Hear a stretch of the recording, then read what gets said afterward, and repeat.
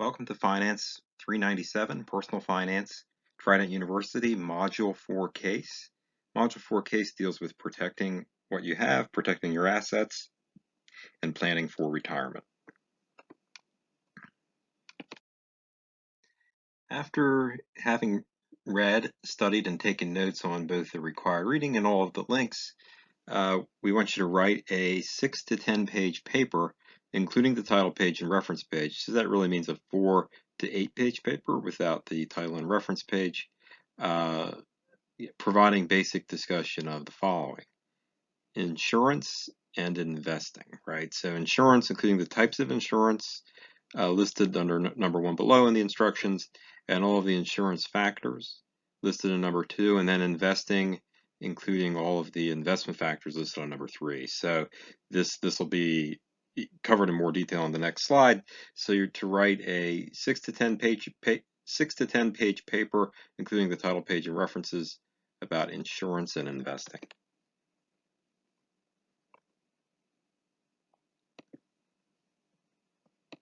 So in this 6 to 10 page paper, the first thing you're going to talk about is insurance. And the first topic for insurance is the various types of insurance. So what are the types of insurance? We want you to make subheadings for each of these different types of insurance. And that's auto, health, homeowners, and life. So 4 types of insurance: auto, health, homeowners, and life. And auto includes collision, comprehensive, and liability. So there's 3 different kinds of auto coverage: collision, comprehensive, and liability. And then you have health insurance, homeowners, and life. So auto insurance you usually pay for. It really varies depending on where you live. It can be really cheap if you live in a rural area. I live in New York City, so it's very expensive. It can be a couple $1,000s a year. Usually I pay less than that, but it's never less than $1,000 a year, even without collision coverage. Health insurance is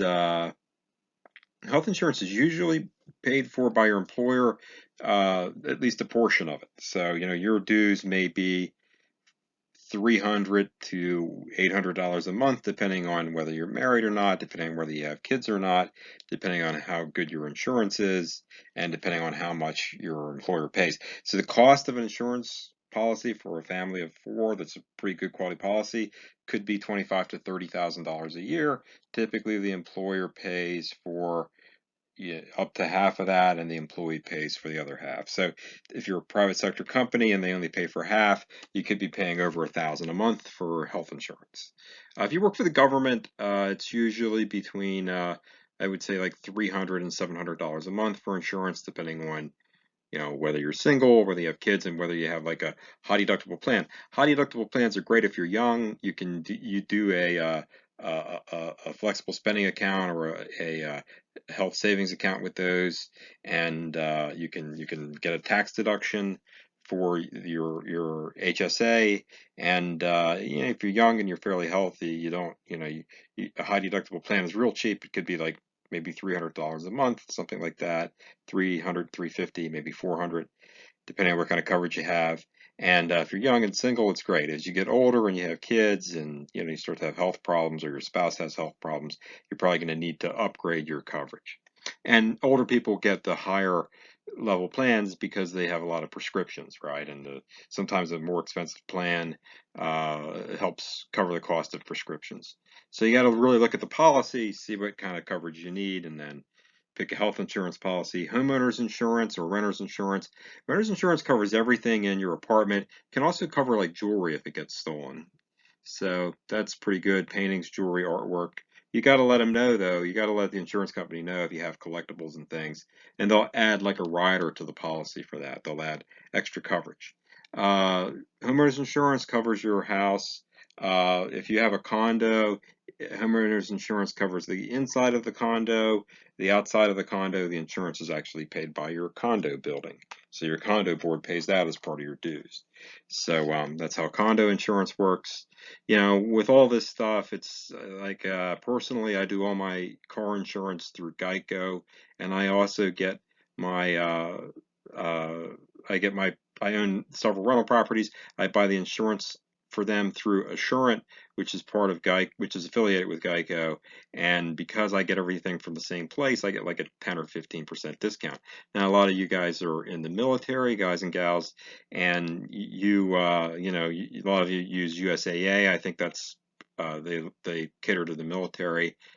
They may have the same deal where if you get your car insurance with them, you can get a break on your property insurance. So a lot of times it makes sense to get your insurance all from one place because look, if you discount, and the other thing with that is, like, let's say you start to accumulate some assets, you got rental properties, you got a house, you got some cars and stuff, then, let's say you've got 2 million in hard assets, properties and vehicles and whatever, you can buy a $2 million rider for a few $100s a year that covers you for everything, covers you for general liability on all your assets, right? So that's great if you've got assets that need to be insured, like rental properties, like a nice house, a vacation home, camper, or whatever. If anything happens, you got that general liability rider that kind of covers you for it gives you extra coverage because usually your car insurance will be limited to $500,000 or $1 million of damages. But if you get everything from one place and you buy a general liability rider, you can get up to, some people would pay like 1,000 or two a year, maybe $2,000 a year. They might get a $10 million rider for that. So for some people, it's worth it. And the other thing is, if you invest in real estate, a lot of people tell you to put your money in an LLC. That's to limit the liability. So that means your liability is limited to your investment in the LLC if you own an apartment building through an LLC. Well, if you buy property insurance through your insurer, you get a general liability rider for a few million. That may cover you as well, so you don't need to use the LLC. So if you don't want to use an LLC, look into a liability rider that will, give you general liability coverage.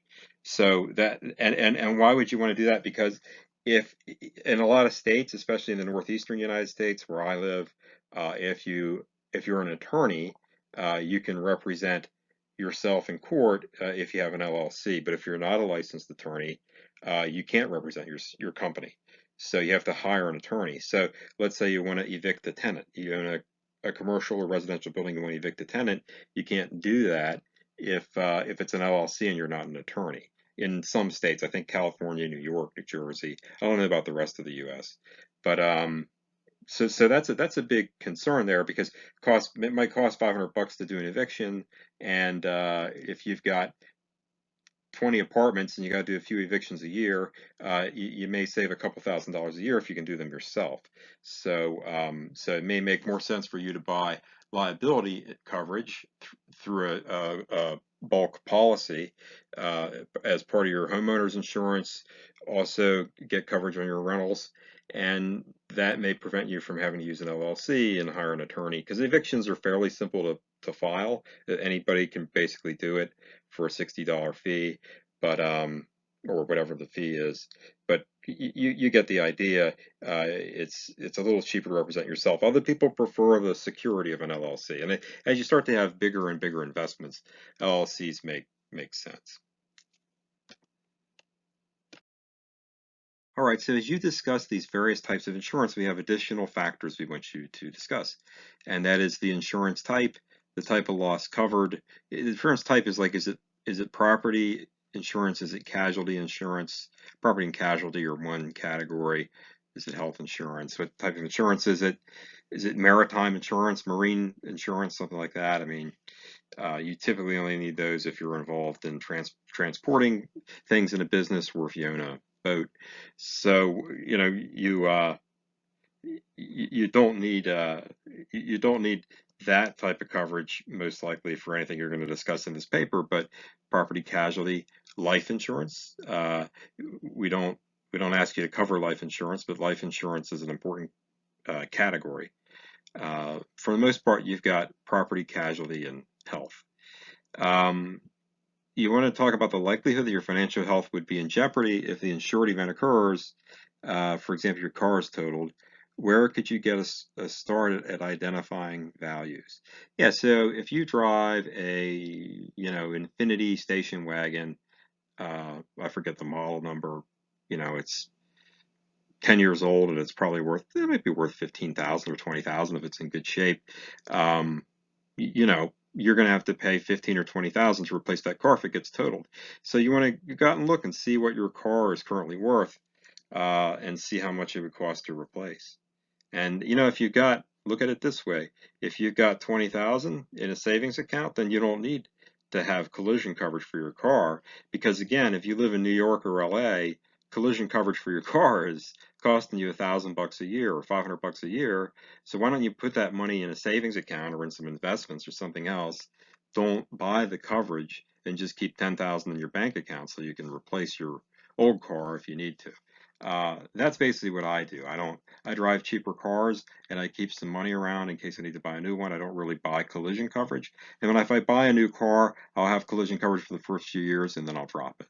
A lot of times, if you take out a loan on a car, they make you get collision coverage. And it's always a good idea to get collision coverage on a new car because high replacement cost, right? Like a $30,000 car costs a lot of money to replace, but a $10,000 car, they're still going to charge you an arm and a leg for they're still going to charge you a lot of money for that collision coverage, and the car isn't that expensive to replace.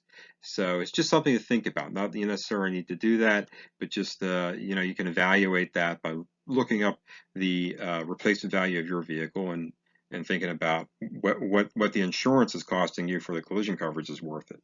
Because you don't the laws require you to have car insurance. They don't require you to have collision coverage. They require you to have liability coverage.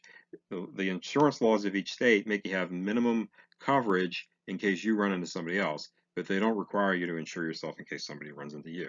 That's completely in your control. So evaluate the likelihood that you and your family may encounter this type of loss. Another thing is if somebody in your family has, God forbid, a terminal illness or some other type of condition, chronic medical condition, that could be an issue for your health insurance, and some insurers won't take you because it's a pre-existing condition. That's the great thing about being a government employee or military employee or a military retiree. Your insurance, if you're healthy when you sign up, when you started your position, and you kept your insurance throughout your career, nobody can take it away due to a pre-existing condition. But if you're a corporate employee who changes jobs every 5 or 10 years, and you or somebody in your family gets sick, the new employer may not accept their insurance may not accept you. So that's something to think about. Is this type of insurance required by any aspect of the government, your bank, or legally binding? Well, minimum liability coverage for cars is. Health insurance is required by the government. You can get it off the health insurance exchange. It's usually not very good, but you can get it from an exchange if you want to. Health insurance. The other thing is car insurance liability coverage and collision coverage is often required by a lender. Same thing for your house or condo. If you take out a mortgage or home equity line of credit on your house or condo, the bank is going to put a clause in the mortgage that says you have to buy property insurance. So you may not have had a lot of insurance before, but they may require you to up your coverage in order to get a loan, because they want to make sure that you can pay the loan back if something bad happens to the property. So you think about why you should or should not buy this type of insurance that you're evaluating. Okay, so now we're going to talk about investing. And the last part of your paper should deal with, the last half of your paper should deal with investing. And so you want to read the Module 2 case background information and pay attention to the areas related to the questions below. How would you characterize your risk tolerance as an investor? Give a brief description of bonds, stocks, and mutual funds, and one alternative asset investment, and briefly explain diversification in the context of an individual's retirement portfolio. So risk tolerance is incredibly important. We all have different personalities. Some of us, and we all have not only different personalities, but because of our upbringing or because of different experiences we've had in our life, we associate risk with different things. Like some people think real estate is less risky than the stock market. Some people think the stock market is a lot less risky than real estate. And I have a friend who, when he was a young man, he bought a house and then he saved up some money and bought an apartment down the street.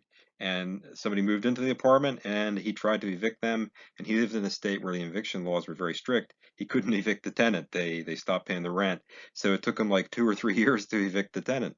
Well, every time I talk to him, he tells me real estate is the stupidest investment in the world because you get a tenant and you can't get rid of them, right? So, but that was his experience.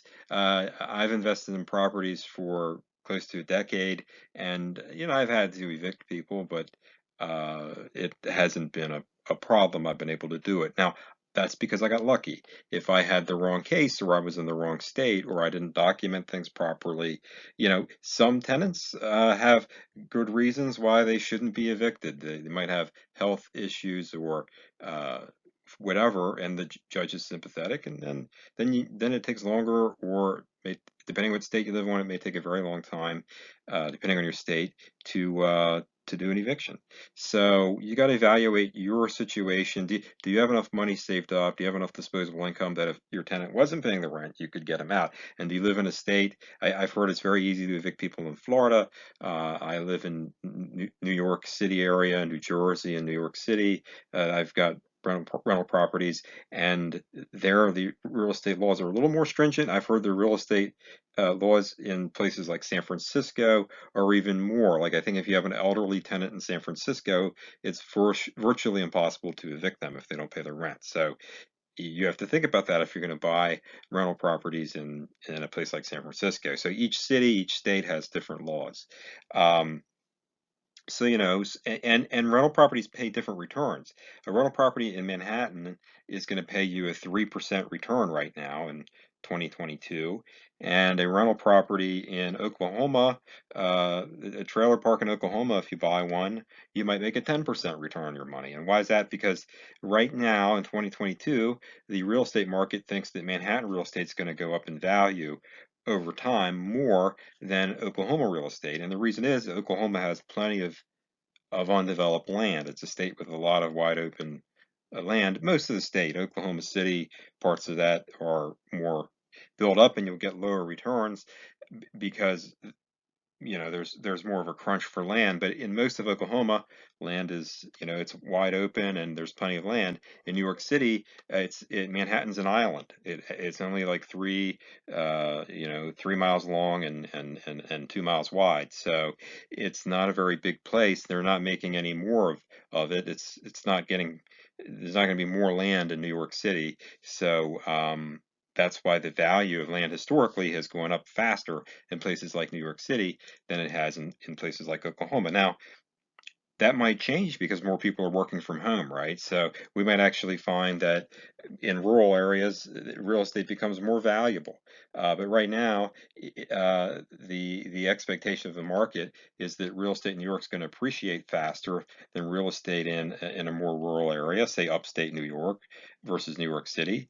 And because of that, the returns are lower. The returns you get on your investment in terms of rent are going to be a smaller proportion of the value of the property because you're getting a higher return in appreciation. So it's like I'm going to pay you a 10% return on your rents because I don't think your property is going to go up much over time.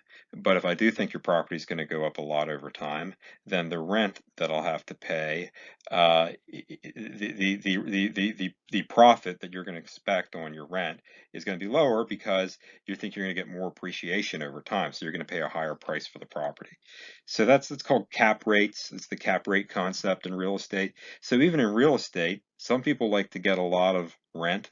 Other people like to get more appreciation in value. So even in real estate, there's different risk preferences. And tenants in Park Avenue probably have better credit ratings than tenants in a more, lower middle class, working class area. So that plays into a role as to the risk of rental property as well. Um, when you start to look at stocks. So risk tolerance goes into real estate. It also goes into stocks. Some stocks are penny stocks. Some stocks are $2 stocks, $5 stocks, $10 stocks, and then you have stocks like Berkshire Hathaway that are hundreds of thousands of dollars a share. You have stocks like Amazon and Apple and Google and Facebook that range from $100 a share to, you know, 2,000 a share. So stocks, some stocks are more expensive to invest in than others. Um, and the share price is really irrelevant because you can price a stock in any denomination, but it generally tends to be the case that the lower price stocks are a little riskier. Uh, you'll learn that the beta of a stock, or the amount of volatility that a stock has over time, that's really what determines the risk. So you have high beta stocks, which are high risk, low beta stocks, which are low risk, lower risk. And then you have bonds, and bonds are generally considered to be a little bit less risky than stocks. But you can invest in junk bonds. Those are very risky. You can invest in corporate bonds that are investment grade. Those pay a lower return, but they're less risky. And you can invest in treasury bonds, which are almost no risk, but they pay very low returns. Probably don't even keep pace with inflation with bonds, with treasury bonds. You can also invest in municipal bonds, and those are tax exempt generally, for at least for federal purposes. So alternative assets, real estate's alternative asset, hedge funds, options, futures, private equity. Those are all forms of alternative investments. So you can research that a bit and talk about it. So diversification, you invest in the S&P 500, you're buying into 500 different stocks. So you're very diversified. You put, you want to build your own portfolio of individual stocks. You should probably buy at least 20 to 30, and that'll diversify away the risk, right? So because if you think about, if you have 20 stocks and you have an equal amount of each one, no one of those stocks is more than 5% of your portfolio. So if one of those stocks goes bankrupt and you have $100 invested, the most you're going to lose is $5 out of 100. So that's pretty good, or 5,000 out of 100,000. You're going to keep 95% of your money. So as long as you don't buy 20 oil stocks, you're fine. You got to buy a mix of energy stocks, oil stocks, software stocks, hardware stocks, internet stocks, technology stocks, healthcare stocks. You got to buy stocks in different sectors of the economy, biotech, whatever, and not all utilities, or not all energy, or not all software. You've got to have a little bit of everything, and that way, if the oil industry goes under because we start using natural gas or solar power instead, then you won't lose your whole portfolio. You'll just lose the piece of it that was in oil. So that's the theory. You should have a good mix. Now, some people like to gamble. They might put 20% in oil instead of 5% because they think oil prices are going to go up. So some people do that, and you're still diversified. You just taking on more risk, right? So you're less diversified than theory says you should be, or than general guidance says you should be. But some people have taken big risks like that and made quite a bit of money. Other people take big risks and they lose a lot of money. So anyway, that's a overview of investing.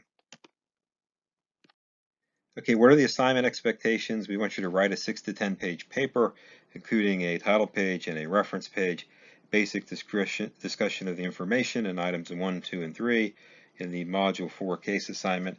As always, include the title page, APA format for your headings, APA format for your in-text citations, and when you complete the case assignment, upload them into the module's Dropbox, into this module's Dropbox. So you want to do a title page, APA format. I'm not personally a stickler on APA, but I do expect it to generally be an APA format. But it's up to your instructor as to how much they'll let you know how in depth on APA they want you to go, and they want you to have a title page and a references section, and then in-text citations. That means after you cite a source, you put in parentheses at the end, typically where the source came from and the year, right? So anyways, that's how the APA citations work, and the expectations for that, and the expectations for the paper. Good luck with your Module 4 case.